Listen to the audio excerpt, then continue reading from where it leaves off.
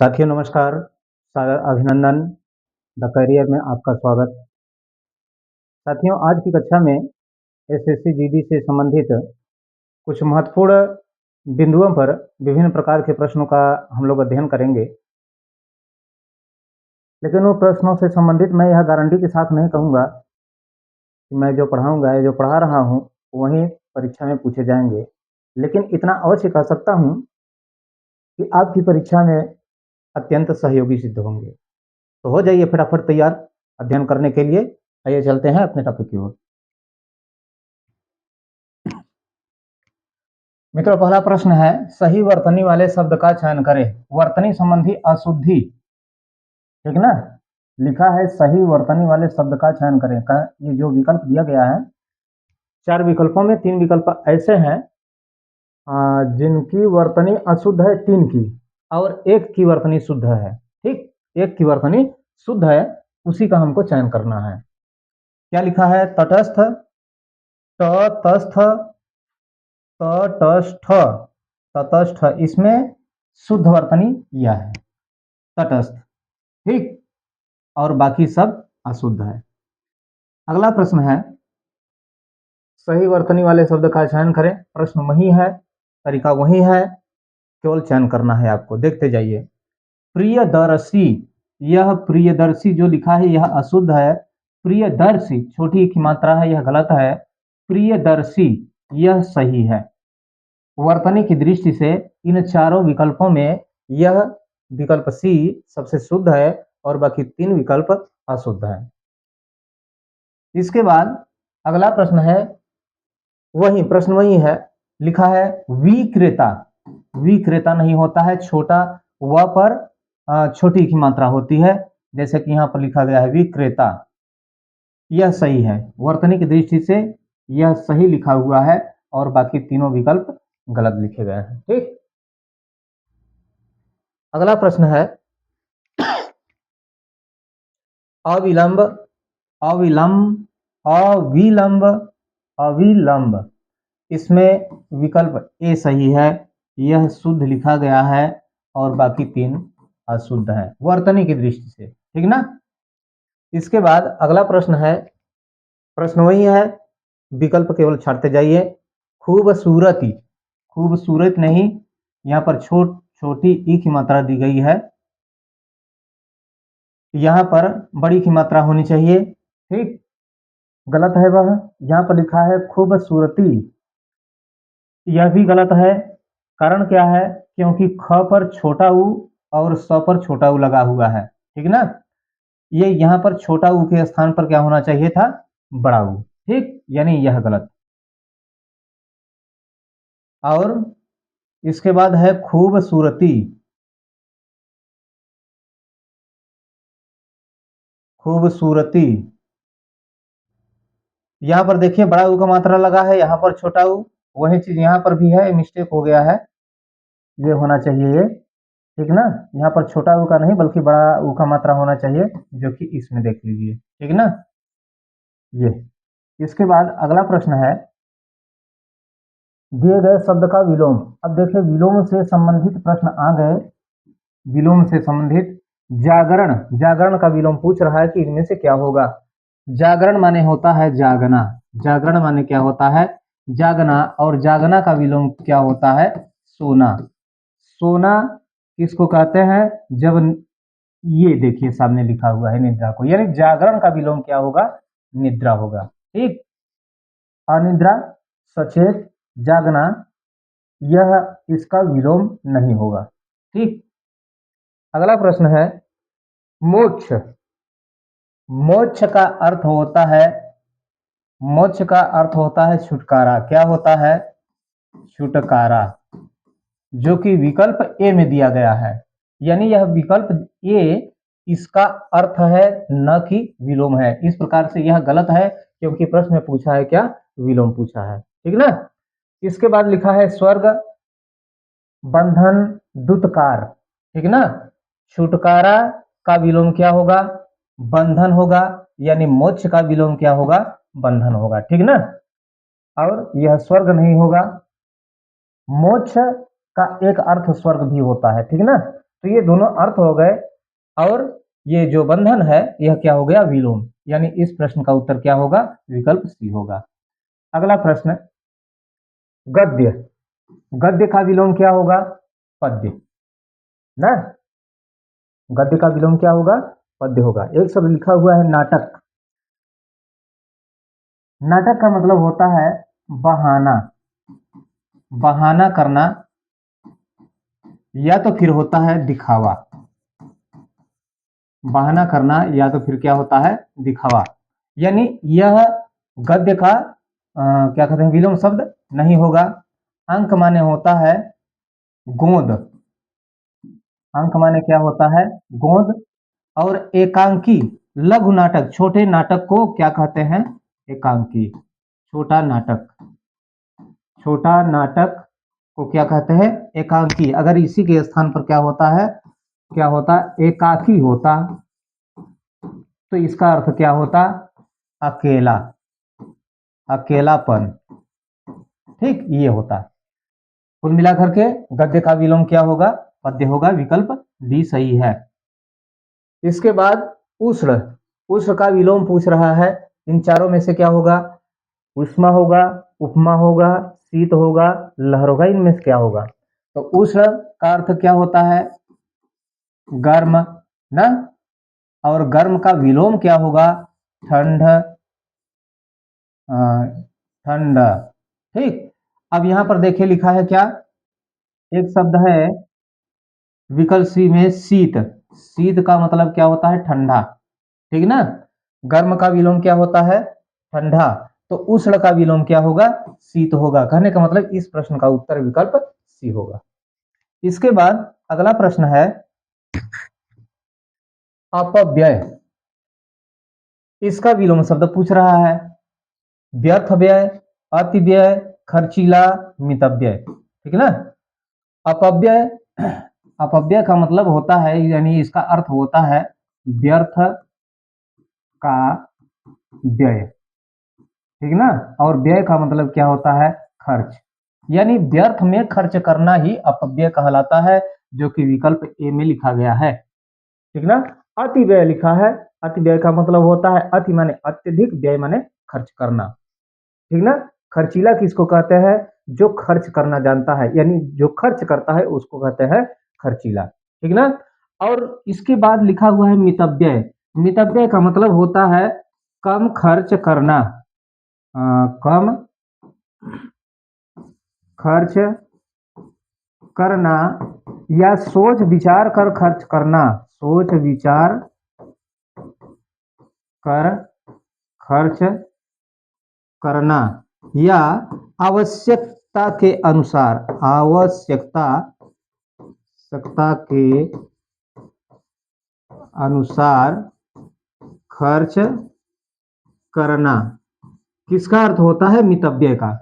अब देखिए अपव्यय का विलोम क्या होगा, मितव्यय होगा। विकल्प डी। इसके बाद अगला प्रश्न है पाणी।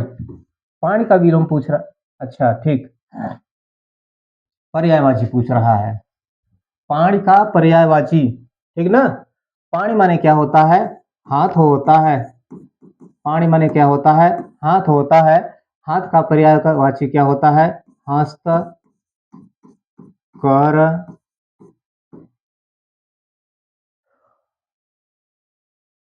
भुजा, बाहु। किसके पर्यायवाची है, हाथ के पर्यायवाची।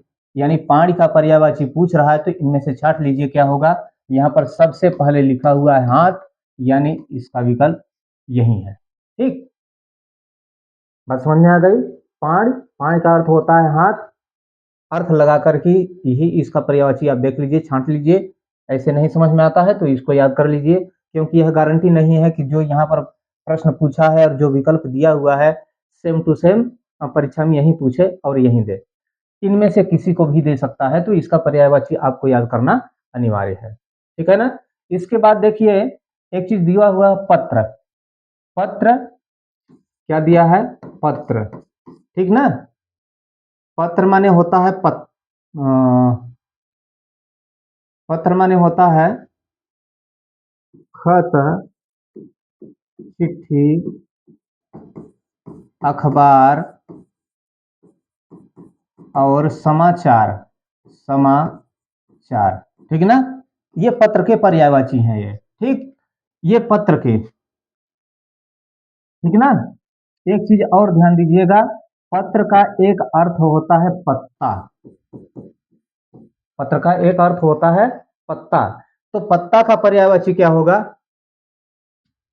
पत्ता का पर्यायवाची होगा पत्र, पल्लव,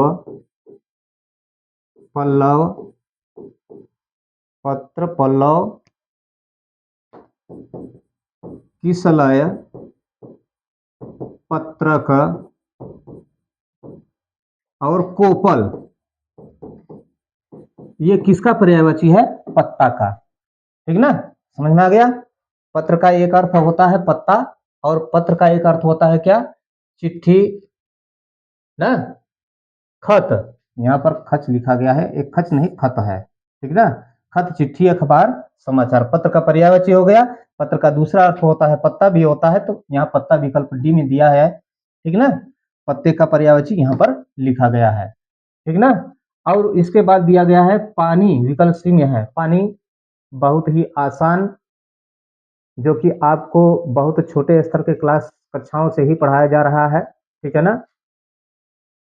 जल, अम्बु, तोय, नीर, सलील, ये सब पानी के पर्यायवाची शब्द हैं, ठीक। आगे चलते हैं। अगला है सर्प। सर्प का पूछ रहा है पर्यायवाची शब्द, ठीक ना। सर्प का पर्यायवाची शब्द पूछ रहा है, तो सर्प का पर्यायवाची क्या होगा? भुज, भुजंग, नाग, मणिधर,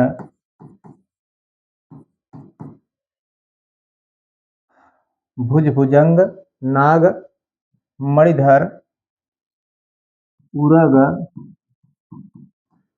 विषधर, विषधर, विषधर, अहि, भुज, भुजंग, नाग, मणिधर, उरग, विषधर, अहि, फड़ीस, फड़ीस, सारंग इत्यादि। ये भुज सर्प का पर्यायवाची है। अब देखिए इसमें से कौन सा होगा? भुजंग, विकल्प डी में दिया गया है, यानी सर्प का पर्यायवाची क्या होगा? भुजंग। भूम माने पृथ्वी होता है, आप जानते ही हैं, यह पृथ्वी का पर्यायवाची है। देवता, देवता का पर्यायवाची क्या होगा? देवता, देव, सूर ना, ये सब देवता के पर्यायवाची हैं। भूधर, भूधर माने क्या होता है? पर्वत होता है, यह पर्वत का पर्यायवाची होता है। भूधर माने पर्वत, यह पर्वत का पर्यायवाची शब्द है, ठीक। तो सर्प का पर्यायवाची कौन है? भुजंग, विकल्प डी। अगला प्रश्न है अनुचर। अनुचर का पर्यायवाची शब्द, ठीक ना। अनुचर माने क्या होता है भैया? सेवक होता है। क्या होता है? सेवक होता है। सेवक का पर्यायवाची बता दीजिए फटाफट। हाँ ठीक, नौकर और चाकर, नौकर, चाकर, परिचारक, नौकर, चाकर, परिचारक, दास, ठीक, और किंकर। किंकर के बाद हाँ ठीक, सेवक, सेवक और खिदमतगार, खिदमतगार। ये सब क्या है? अनुचर के पर्यायवाची हैं ये सब, ठीक ना। अब देख लीजिए अनुचर का पर्यायवाची यहाँ पर पूछ रहा है, तो इनमें से कौन सा होगा? क्या दिया है? सेवक सबसे ऊपर ही दिया गया है, ठीक है ना। ठीक, देखिए रुचिर दिया हुआ है एक शब्द, यह रुचिर का अर्थ होता है सुंदर। यह सुंदर का पर्यायवाची है मालिक। मालिक को आप जानते ही हैं। भास्कर एक शब्द दिया गया है, भास्कर माने होता है सूर्य, यह सूर्य का पर्यायवाची है, ठीक ना। मालिक स्वामी का पर्यायवाची है, स्वामी माने मालिक होता है ना। ठीक, इसके बाद अगला प्रश्न है स्नेह। स्नेह माने क्या होता है? प्रेम होता है। स्नेह माने क्या होता है? प्रेम होता है। प्रेम का स्नेह का पर्यायवाची इनमें से पूछा है, कौन सा है? अब देखिए, प्रेम हमने जैसे ही कहा यहाँ पर विकल्प में दिखाई भी दे दिया, तब इसमें हम क्या बताएं, है ना। ठीक है, लेकिन स्नेह का और भी जो पर्यायवाची शब्द होता है उसको थोड़ा देख लीजिए। ये होता है मोह, प्रेम तो पहले ही हमने लिख दिया है, और अनुराग, अनुराग, माया ना, और लगाव, यह सब स्नेह के पर्यायवाची हैं यहां से यहां तक। ठीक, यानी इसका पर्यायवाची इसमें कौन सा है? ये है। ठीक, अगला प्रश्न, शिक्षक। शिक्षक का पर्यायवाची पूछ रहा है। शिक्षक का पर्यायवाची इसमें से कौन होगा? ठीक, क्या गुरु होगा, क्या विद्यार्थी होगा, क्या दिवाकर होगा, या विभा होगा? ठीक ना। तो शिक्षक का पर्यायवाची क्या होगा भाई? आचार्य, आचार्य, आचार्य होगा, अध्यापक, उस्ताद और गुरु। ये क्या है? शिक्षक के पर्यायवाची शब्द है। तो यहाँ पर विकल्प ए में दिया गया है गुरु, यानी शिक्षक का पर्यायवाची इसमें से कौन होगा? गुरु। ठीक ना। इसके बाद अगला प्रश्न है, जिसमें शक्ति न हो। ठीक, वाक्यांश के लिए एक शब्द यहाँ पर बदल गया, जिसमें एक शब्द जिसमें शक्ति न हो वाक्यांश दिया हुआ है, और इसको एक शब्द में यदि हमको कहना है तो किस प्रकार से, कैसे कहेंगे, क्या कहेंगे, यह विकल्प में आपको चयन करना है। ठीक है, तो क्या कहेंगे? क्या सशक्ति कहेंगे, अशक्त कहेंगे, शक्तिशाली कहेंगे, सशक्त कहेंगे? जिसमें शक्ति हो, जिसमें शक्ति हो तो उसको हम कहेंगे सशक्त, जिसमें शक्ति हो। ठीक, सशक्त कहेंगे। ठीक ना, स माने सहित होता है, सक्त मतलब शक्ति होता है, यानी जिसमें शक्ति होती है उसको हम क्या कहते हैं? सशक्त कहते हैं। शक्तिशाली हम नहीं कहेंगे, व्याकरणिक दृष्टि से यह अनुचित है। ठीक ना, इसको हम सशक्त कहेंगे।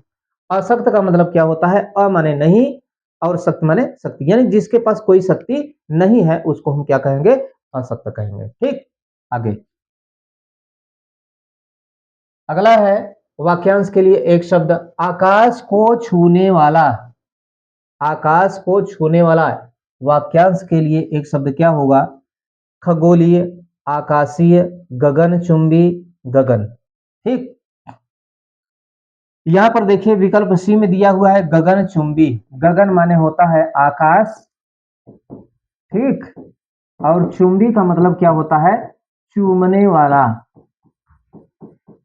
प्रश्न में क्या पूछा है? आकाश को चूमने वाला या आकाश को छूने वाला, बात एक ही है, इसको अलग न समझिएगा। ठीक ना, आकाश को चूमने वाला या आकाश को छूने वाला दोनों एक ही बात है। तो इसका विकल्प सी सही होगा। ठीक है ना। अगला प्रश्न है, साथ काम करने वाला। साथ काम करने वाला क्या सहकर्म कहलाता है, सहयोग कहलाता है, सहधर्मी कहलाता है, सहकर्मी कहलाता है? क्या कहलाता है? इसको छाटिए और बताइए। ठीक ना, यहां पर देखिए जो सबसे नीचे लिखा गया है, लिखा है सहकर्मी। कर्मी का मतलब क्या होता है? कर्मी का मतलब होता है काम करने वाला, काम करने वाला। और उसके पहले क्या लिखा है? सह। सह का मतलब होता है साथ। अब पढ़ लीजिए इसको और इसको भी पढ़ लीजिए, लिखा हुआ है साथ काम करने वाला, साथ काम करने वाला। बात समझ में आ गई? यानी साथ काम करने वाला वाक्यांश के लिए एक शब्द क्या होगा? सहकर्मी होगा। ठीक ना। सहधर्मी लिखा है, उसके ऊपर सह माने साथ, धर्मी धर्म का पालन करने वाला, साथ में रह करके धर्म का पालन करने वाला सहधर्मी। सहयोग, सह माने साथ में रहकर योग करने वाले को सहयोग कहते हैं। सहकर्म, साथ साथ कर्म माने केवल काम होता है, कर्म का मतलब काम होता है। यहाँ भ्रमित न होइएगा कि इसका यह विकल्प सही होगा, ठीक है ना, क्योंकि कर्म का मतलब काम होता है और कर्मी का मतलब होता है काम करने वाला, और यहाँ पर यही पूछा है। ठीक, इसके बाद अगला प्रश्न है, साथ पढ़ने वाला, साथ पढ़ने वाले को क्या कहते हैं? साथी कहते हैं? साथी नहीं कहते हैं। साथी तो किसी के भी हो सकते हैं, पढ़ने वाले के भी हो सकते हैं, नहीं पढ़ने वाले के भी हो सकते हैं, है ना। सह पढ़, सह माने साथ में रहकर पढ़, यह भी व्याकरणिक दृष्टि से अनुचित शब्द है। सहपाठी, यह विकल्प सही है। सह माने साथ होता है और पाठी माने पाठ, पाठी का मतलब होता है पढ़ने वाला, पठ धातु है, पठ माने होता है पढ़ना, पठ माने पढ़ना होता है, और लिखा है पाठी, पाठी का मतलब कि पढ़ने वाला। तो सह माने साथ में, पठ पाठी माने पढ़ने वाला, ठीक ना। इसका उत्तर विकल्प सी होगा। अगला प्रश्न है, जो भविष्य में आने वाला हो, जो भविष्य में आने वाला हो उसे हम क्या कहते हैं? क्या आगामी कहते हैं, भूतकाल कहते हैं, अकाल कहते हैं, परागामी कहते हैं? जो भविष्य में आने वाला हो उसको हम कहते हैं आगामी, उसको हम क्या कहते हैं? आगामी। ठीक, भूतकाल किसको कहते हैं? बीते हुए समय को क्या कहते हैं? भूतकाल कहते हैं। बीते हुए समय को क्या कहते हैं? भूतकाल, बीता हुआ समय ना, बीता हुआ समय। ठीक, अकाल किसको कहते हैं? अकाल, अकाल किसको कहते हैं? अकाल का मतलब होता है अन्न की, अन्न की अत्यंत कमी, हाँ, अत्यंत कमी को अकाल कहते हैं, ठीक ना। और परागामी, पर माने होता है दूसरा, आगामी माने, आगामी माने आने वाला, चलने वाला, ठीक ना। ठीक है, यानी पर का मतलब परागामी का मतलब क्या होगा? दूसरों के साथ चलने वाला या दूसरों के साथ जाने वाला, ठीक ना, इसको हम कहते हैं परागामी। तो इसका कौन सा विकल्प होगा? ये होगा। ठीक, इसके बाद अगला प्रश्न है, दिए गए वाक्य का वह भाग ज्ञात करें जिसमें कोई त्रुटि है। ठीक, वाक्य रचना से संबंधित प्रश्न है। इस प्रश्न में पूछा है क्या? त्रुटि, त्रुटि का मतलब कमी। यहां से लेकर यहां तक जो लिखा हुआ है इसमें कहीं पर कमी है, उसको हमको खोजना है और विकल्प का चयन करना है कि किस विकल्प में कमी है। ठीक, लक्ष्यहीन मनुष्य जिंदगियों में कभी सार्थक कार्य नहीं कर सकता। एक बात ध्यान से देखिएगा, पढ़िएगा, लक्ष्यहीन मनुष्य यहां पर लिखा है जिंदगियों, क्या लिखा है? जिंदगियों। जिंदगियों के स्थान पर क्या होना चाहिए? जिंदगी, जिंदगी, ठीक ना। जिंदगियों के स्थान पर क्या होगा? जिंदगी होगा। या बहुवचन में लिखा हुआ है, बहुवचन नहीं, बहुवचन का शुद्ध रूप यही है, ठीक ना। तो ये जिंदगियों, देखिए कहाँ लिखा है? जिंदगियों में कमी, यानी विकल्प ए, यही विकल्प ये एक ऐसा विकल्प है जिसमें कोई कमी है, कोई त्रुटि है, बाकी सब सही है। ठीक, इसके बाद अगला प्रश्न है, जिसके जैसी संस्कार होंगे वैसी ही उसकी भाषा होगी। अब इसको देखिए, जिसके जैसे संस्कार, ठीक, यहाँ पर देखिए, यहाँ पर जैसी लिखा है, जैसी के स्थान पर क्या होना चाहिए? जैसे। जिस, अब बैठाइए, जिसके जैसे संस्कार होंगे वैसी ही उसकी भाषा होगी। यह देखिए कहाँ लिखा है? जिसके जैसी। ठीक, विकल्प सी में, यानी विकल्प सी में कमी है। कमी क्या है? इस जैसी के स्थान पर क्या होना चाहिए?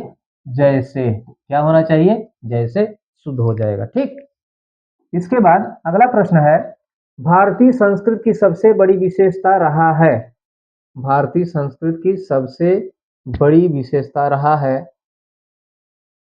अनेकता में एकता। भारतीय संस्कृत की सबसे बड़ी विशेषता रहा है अनेकता में एकता। ठीक, मिल गया। ये यहाँ रहा है के स्थान पर क्या है?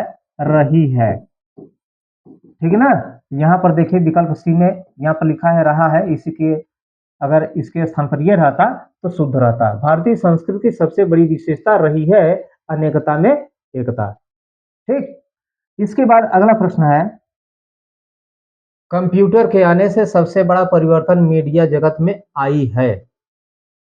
कंप्यूटर के आने से सबसे बड़ा परिवर्तन मीडिया जगत में आई है। आई है के स्थान पर क्या होगा? आया है। ठीक ना, आया है। अब देखिए कहां, विकल्प सी में। ठीक, विकल्प सी में त्रुटि है। आई है के स्थान पर क्या होगा? आया है।